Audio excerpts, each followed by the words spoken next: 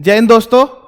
आज फिर से हम एक नया लेक्चर लेके आए हैं और बहुत ही इंपॉर्टेंट टॉपिक है प्रीएम्बल ऑफ द कॉन्स्टिट्यूशन। आप लोगों ने अपनी टेक्स्ट बुक में आगे या पीछे कभी ना कभी प्रीएम्बल जरूर पढ़ा होगा, लेकिन आज इसको समझते हैं कि इसके हर एक वर्ड का क्या मीनिंग है, प्रीएम्बल का क्या मीनिंग है और प्रीएम्बल क्यों ऐड किया गया। तो आज सारी चीजें हम देखेंगे। सबसे पहले स्टार्ट करते हैं, प्रीएम्बल है क्या। देखिए, आप लोगों ने ये इस तरह का जो डॉक्यूमेंट है कभी ना कभी अपनी लाइफ में जरूर देखा होगा और इसके अंदर लिखा हुआ है प्रीएम्बल। ठीक है, चलिए पढ़ते हैं। सबसे पहले, we the people of India, यानी कि हम जो भारत के लोग हैं, having solemnly resolve to constitute India into sovereign, socialist, secular, democratic and republic. यानी कि हम भारत के लोग हमारे देश को कैसे मानते हैं, सोवरन है, सोशलिस्ट है, सेकुलर है, डेमोक्रेटिक है और रिपब्लिक है। And to secure all its citizen, यानी कि ये सारी चीजें हम सिटीजन्स को देते हैं। जस्टिस, और जस्टिस कौन कौन सी तरीके की, social, economic and political justice. उसके बाद liberty of thought, expression, belief, faith and worship. 5 तरह की हमारे कॉन्स्टिट्यूशन में लिबर्टी दी हुई है। उसके बाद equality of status end of opportunity, 2 तरह की इक्वेलिटी प्रोवाइड करता है हमारा प्रीएम्बल। पहला कौन सा, स्टेटस, और दूसरा अपॉर्चुनिटी। ठीक है, and to promote among them all. उसके बाद फ्रेटर्निटी, जो कि क्या कर रहा है, अश्योर कर रहा है dignity of the individual and the unity and integrity of the nation. ठीक है, उसके बाद इन आवर कॉन्स्टिट्यूएंट असेंबली, इसके हर एक वर्ड का मीनिंग समझेंगे हम लोग। अगर आपने प्रीएम्बल के हर एक वर्ड का मीनिंग समझा तो आपको पता चलेगा कि प्रीएम्बल कितना इंपॉर्टेंट है। डेट भी लिखी है, 26 day of November 1949, hereby adopt, enact and give to ourselves this constitution। समझ में आया आप लोगों को? यानी कि 26 नवंबर 1949 को हम लोगों ने अपना जो प्रीएम्बल है इस दिन क्या कर लिया, अडॉप्ट कर लिया, कॉन्स्टिट्यूशन को अडॉप्ट कर लिया। सबसे पहले सोवरेन, क्या मतलब होता है इस वर्ड का। अगर आपको इस वर्ड का मतलब पता है तो जरूर मुझे कमेंट में बताइए कि सोवरेन वर्ड का मतलब क्या होता है। अभी मैं बताता हूं। सोवरेन वर्ड का मतलब होता है कि हम भारत देश के जो निवासी है, जो भारत देश है, वो किसी भी देश के ऊपर या किसी भी अदर एजेंसी के ऊपर डिपेंडेंट नहीं है। हम अपने डिसीजन लेने के लिए हमें पूरी फ्रीडम है। इस मतलब ये सोवरेन वर्ड का मतलब होता है। सोशलिस्ट, यानी कि जितने भी इकोनॉमिक रिसोर्सेज हैं, ठीक है, उनके ऊपर जनता का कब्जा रहेगा एक तरीके से। ठीक है, उसको बोलते हैं सोशलिस्ट। सेकुलर, हमारे कंट्री का कोई भी अपना धर्म नहीं है। हालांकि हमारे यहां पे इंडियन वर्जन ऑफ सेकुलरिज्म को अडॉप्ट किया गया। दोस्तों, 2 तरह के वर्जन होते हैं सेकुलरिज्म के। एक होता है वेस्टर्न मॉडल ऑफ सेकुलरिज्म और एक है Indian model of secularism. Western model of secularism में स्टेट, यानी कि कोई भी देश रिलीजन के मामले में बिल्कुल भी इंटरफेयर नहीं करता है। ठीक है, लेकिन इसका एक नुकसान है, इसके अंदर जो माइनॉरिटी है वो और ज्यादा माइनॉरिटी में चली जाती है। लेकिन हमने किया है इंडियन मॉडल ऑफ सेकुलरिज्म, या फिर इसको बोल देते हैं एशियन मॉडल ऑफ सेकुलरिज्म। इसके अंदर हम हर एक धर्म को इक्वल सपोर्ट करते हैं। मतलब धर्म को सपोर्ट करते टाइम हम लोग ऐसा नहीं कहेंगे कि अच्छा इसको करना है, इसको नहीं करना है, सबको इक्वल ट्रीट किया जाएगा। इसीलिए हमारा देश क्या है, सेकुलर है। डेमोक्रेटिक, डेमोक्रेटिक का क्या मतलब होता है, यानी कि रूल ऑफ द पीपल। हमारे यहां पे जो भी हेड ऑफ द गवर्नमेंट हैं उनको जनता इलेक्ट करेगी। और कैसे इलेक्ट करेगी, by free and fair election. मतलब हमारे देश में इलेक्शन जो होंगे वो फ्री होंगे और फेयर होंगे, जिसके लिए हमारे देश में इलेक्शन कमीशन ऑफ इंडिया को बनाया गया है। अगर आपको पता है कि इलेक्शन कमीशन ऑफ इंडिया कौन से आर्टिकल में आती है, तो प्लीज मुझे कमेंट में बताइए। ओके, नेक्स्ट है रिपब्लिक। रिपब्लिक वर्ड का मतलब क्या होता है? आपको पता है कि इंडिया एक रिपब्लिक है। इसके दो मीनिंग होते हैं दोस्तों, ठीक है। पहला मीनिंग, रिपब्लिक का मतलब होता है कि हमारे यहां पे कॉन्स्टिट्यूशन जो है वो क्या है, सुप्रीम है। हमारे यहां पे कॉन्स्टिट्यूशन क्या है, सुप्रीम है। और दूसरा, यहां पे हेड ऑफ द स्टेट को इलेक्ट किया जाता है। हमारे हेड ऑफ द स्टेट कौन होते हैं, प्रेसिडेंट, ठीक है। ऑनरेबल प्रेसिडेंट को हमारे देश में इलेक्ट किया जाता है, ठीक है। तो आप लोगों को हमारे प्रेसिडेंट का नाम तो जरूर पता होगा, जल्दी से मुझे कमेंट में बताइए। ओके, नेक्स्ट, जस्टिस, यानी कि हमारे यहां पे जस्टिस भी प्रोवाइड की जाती है। और कैसी justice, social, economic and political, तीन तरह की जस्टिस हमारे कॉन्स्टिट्यूशन में दी गई है। यानी कि किसी भी तरह की का, ठीक है, राइट टू इक्वेलिटी यहां पे मिलती है। हर तरह, हर किसी को इक्वल चांसेस मिलते हैं। इक्वेलिटी को बरकरार रखा गया है। कैसा, सोशल डिस्क्रिमिनेशन नहीं अलाउ है। इकोनॉमिक डिस्क्रिमिनेशन नहीं अलाउ है। पॉलिटिकल डिस्क्रिमिनेशन नहीं अलाउ है। और अगर आपको इन ये चीजें हो रही हैं तो उसके लिए भी जस्टिस का प्रावधान है, यानी कि जस्टिस आपको मिलेगी। ओके, नेक्स्ट है लिबर्टी। लिबर्टी ऑफ थॉट, सोचने की लिबर्टी। उसके बाद एक्सप्रेशन, आप क्या एक्सप्रेस करना चाहते हो, किसी के साथ हामी भरना चाहते हो, डिनाई करना चाहते हो, खुश होना चाहते हो, दुखी होना चाहते हो, ये आपका एक्सप्रेशन है। बिलीफ, आप किसी भी चीज में बिलीव कर सकते हो, ठीक है, आप किसी भी चीज में बिलीव कर सकते हो, इसकी आपको लिबर्टी मिलती है। फेथ, आपका विश्वास किसी भी चीज में हो सकता है। वर्शिप, आप किसी भी चीज की पूजा कर सकते हो। ये सारी की सारी लिबर्टी हमारे प्रियम्बल में दी गई हैं। इक्वलिटी ऑफ स्टेटस, यानी कि हर किसी का स्टेटस क्या है, इक्वल है अकॉर्डिंग टू कॉन्स्टिट्यूशन। और अपॉर्चुनिटी, ये सारी की सारी चीजें हमारे प्रियम्बल में लिखी हैं। उसके बाद फ्रेटर्निटी, यानी कि भाईचारा, जो क्या अश्योर करता है, डिग्निटी ऑफ द इंडिविजुअल, यानी कि आत्मसम्मान किसका, इंडिविजुअल का। और unity and integrity of the nation, जैसे कि आप कहीं विदेश में चले जाओ तो आपको गर्व होता है ना कि हम इंडियन है, ठीक है। इसी तरीके से ये फ्रेटर्निटी हमारे देश की डिग्निटी, इंटीग्रिटी को भी, यूनिटी को भी प्रमोट करती है दोस्तों। Okay okay, in our constituent assembly, आपको पता है कि हमारा जो कॉन्स्टिट्यूशन है वो कॉन्स्टिट्यूएंट असेंबली में बनाया गया था। तो ये कॉन्स्टिट्यूएंट असेंबली ने ही इस प्रियम्बल को क्या किया, अडॉप्ट किया। कौन सी डेट को किया, 26 नवंबर 1949। इस दिन हम अपना क्या बनाते हैं, इस दिन हम अपना बनाते हैं कॉन्स्टिट्यूशन डे। ओके, तो याद रखना, आपको एक बात समझ में आ रही है कि इससे हमें क्या पता चल रहा है, ये हमें बता रहा है कि हमारा देश कैसा है, क्या क्या फीचर्स हैं हमारे कॉन्स्टिट्यूशन के, हमारे देश की, कंट्री के। यानी कि क्या है, हम सोशलिस्ट हैं, सोवरन है, सेकुलर है, डेमोक्रेटिक है, रिपब्लिक है दोस्तों। और यहां पे क्या क्या चीजें प्रोवाइड की गई हैं, समझे। एक और चीज बहुत इंपॉर्टेंट है, we the people of India, यानी कि हमारे कॉन्स्टिट्यूशन का या हमारे प्रियम्बल का सोर्स क्या है, हमारे कॉन्स्टिट्यूशन या प्रियम्बल का सोर्स है we the people of India, ठीक है। ये हमारा प्रियम्बल है। अगर आपको कोई और भी डाउट है तो आप प्लीज मुझे कमेंट सेक्शन में बताइए कि कौन कौन से वर्ड आपको पहले नहीं आते थे। ओके, चलो बात करते हैं फिर से प्रियम्बल के बारे में, इसके कुछ इंपॉर्टेंट पॉइंट्स। देखो दोस्तों, हुआ क्या कि जवाहरलाल नेहरू ने कॉन्स्टिट्यूएंट असेंबली में 22 जनवरी 1947 को एक ऑब्जेक्टिव रिजोल्यूशन पास किया। यानी कि हमारा कॉन्स्टिट्यूशन कैसा होना चाहिए, क्या क्या चीजें होनी चाहिए हमारे कॉन्स्टिट्यूशन में। और उस ऑब्जेक्टिव रिजोल्यूशन ही एक तरीके से वो फाउंडेशन स्टोन है हमारे प्रियम्बल की। वो लगभग ऐसा ही था कि ये चीजें हमें होनी चाहिए। ओके, तो ये बात याद रखना आप कि पंडित जवाहरलाल नेहरू ने ऑब्जेक्टिव रिजोल्यूशन को पास किया था। बहुत ही इंपॉर्टेंट पॉइंट है, ठीक है। This resolution became the foundation of the preamble. यही रिजोल्यूशन क्या बना, हमारे प्रियम्बल की फाउंडेशन बना।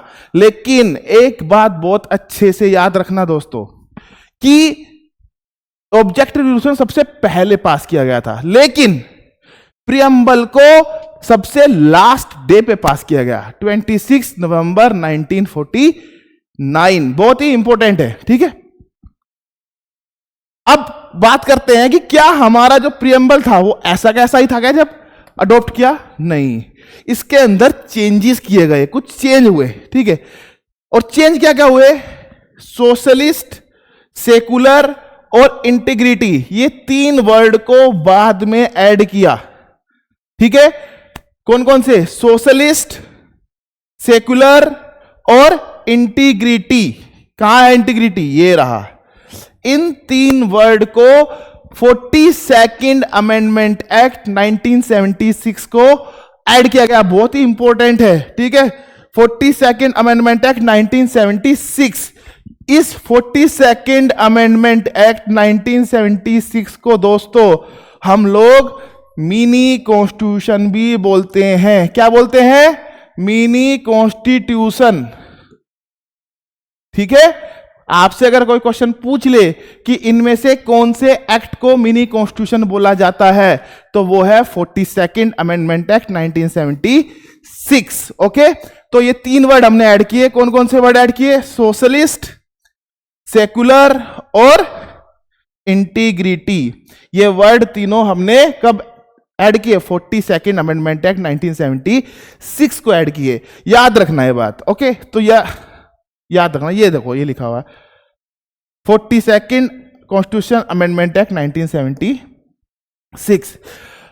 प्रियम्बल हमें क्या डिक्लेयर करता है? मैंने आपको अभी बताया, preamble declares India as the sovereign, अभी बताया मतलब क्या होता है, socialist, secular, democratic and republic nation. यानी कि हमारा देश कैसा है?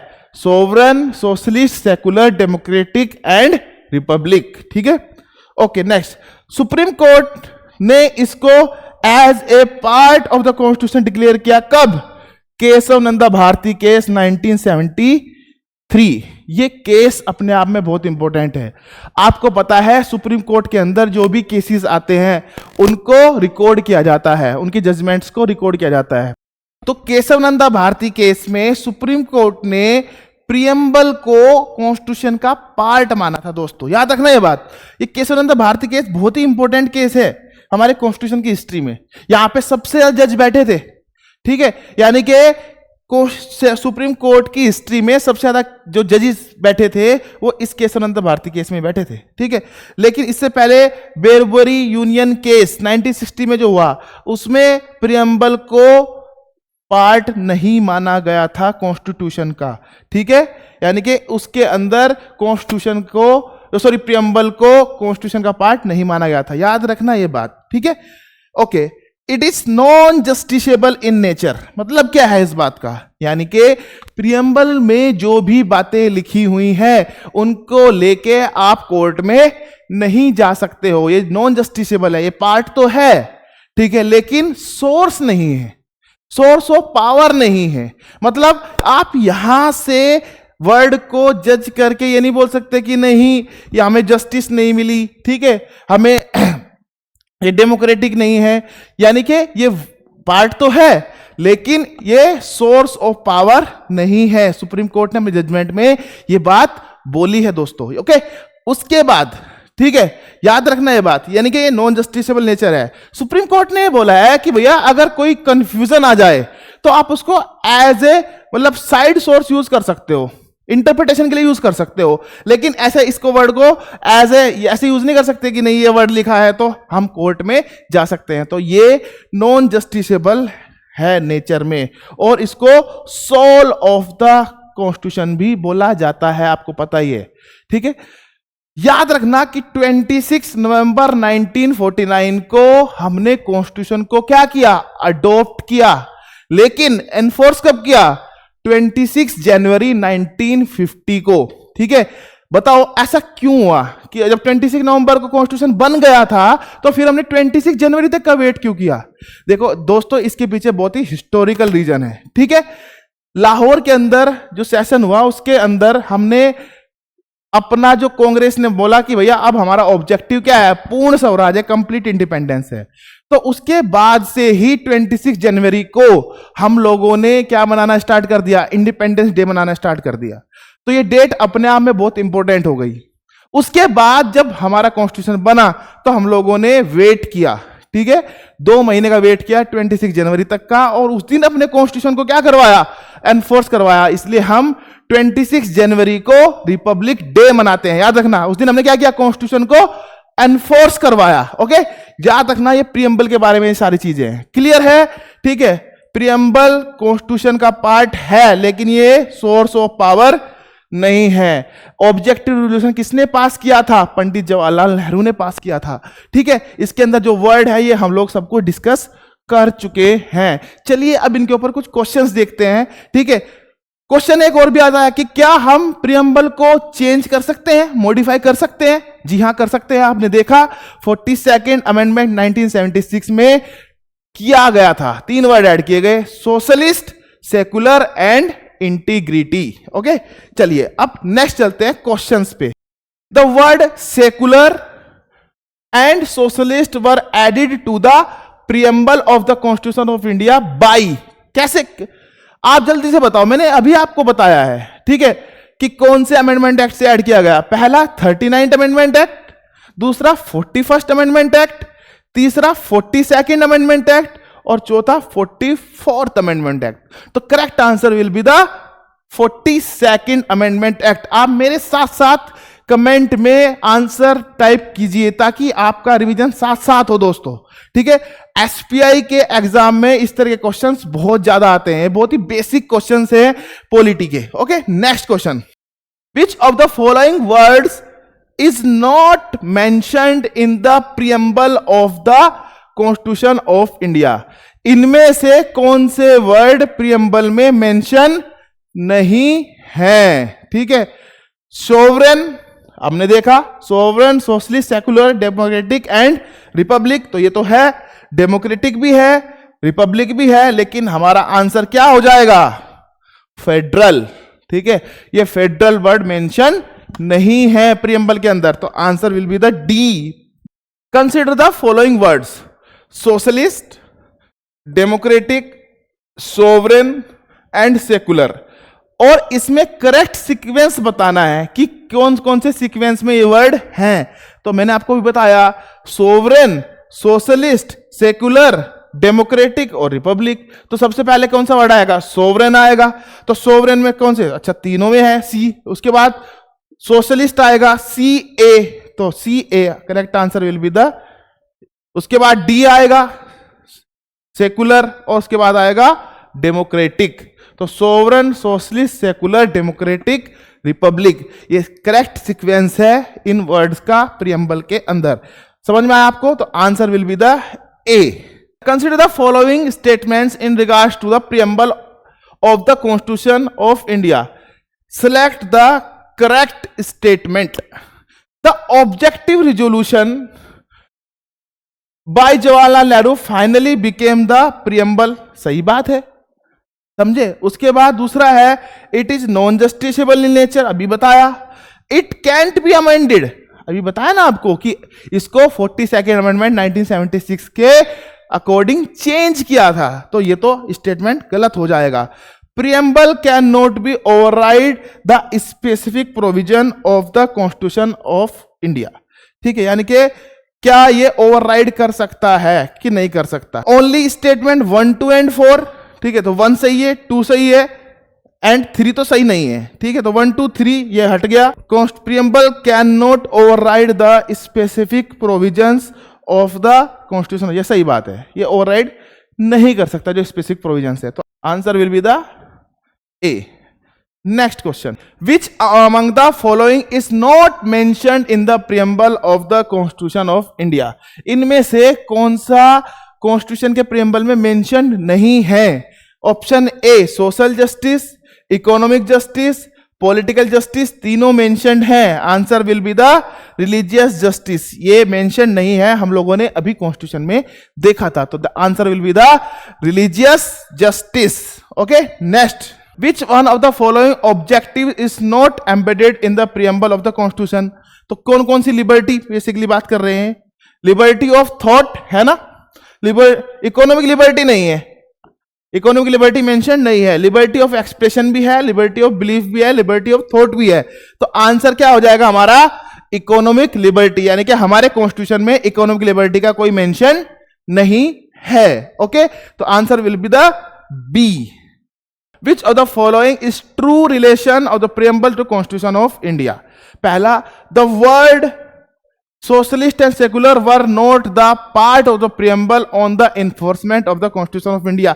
बिल्कुल सही बात है दोस्तों, ठीक है भाई, पार्ट नहीं थे ना, ठीक है, ये तो बाद में ऐड किए गए सोशलिस्ट और सेकुलर, तो आंसर क्या हो जाएगा इसका? ए, ठीक है। उसके बाद दूसरा, the above mention words were inserted by the amendment in 1977। नहीं दोस्तों, 1976 होगा, ठीक है। 42nd amendment act 1976। कब आया 42nd amendment act?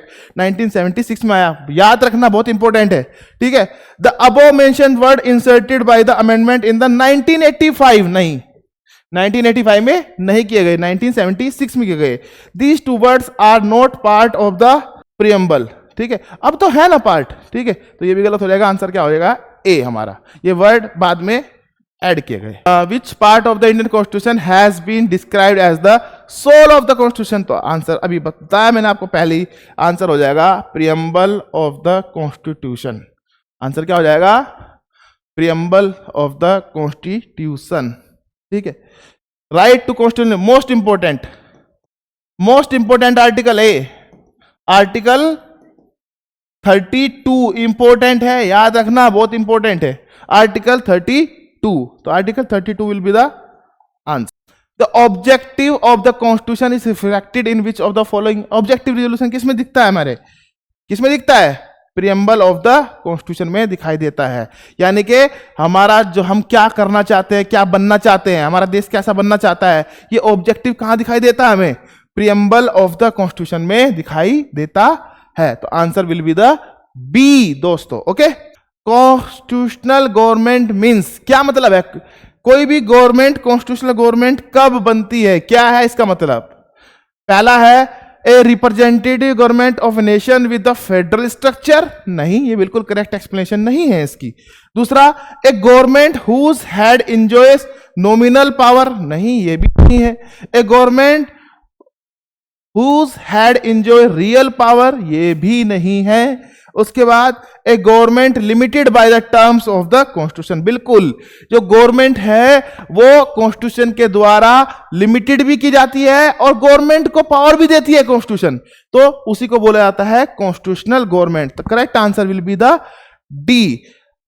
Real head कौन है हमारे कंट्री के? Prime minister. कौन है हमारी कंट्री के रियल हेड? Prime minister. और नॉमिनल हेड कौन है? प्रेसिडेंट। हमारी कंट्री के नॉमिनल हेड कौन है दोस्तों? प्रेसिडेंट, ठीक है। तो हमारा करेक्ट आंसर हो जाएगा डी। इसके बाद हमारा जो नेक्स्ट चैप्टर होगा वो होगा शेड्यूल्स ऑफ द कॉन्स्टिट्यूशन। ये भी बहुत इंपॉर्टेंट टॉपिक है। हमारे कॉन्स्टिट्यूशन में टोटल 12 शेड्यूल है, उसके बारे में हम बात करेंगे कौन कौन से शेड्यूल है, इसका क्या मतलब है, ठीक है, और पहले कितने शेड्यूल थे। अगर आपको पता है तो जरूर मुझे कमेंट में बताइएगा, ठीक है। जय हिंद, जय भारत, धन्यवाद।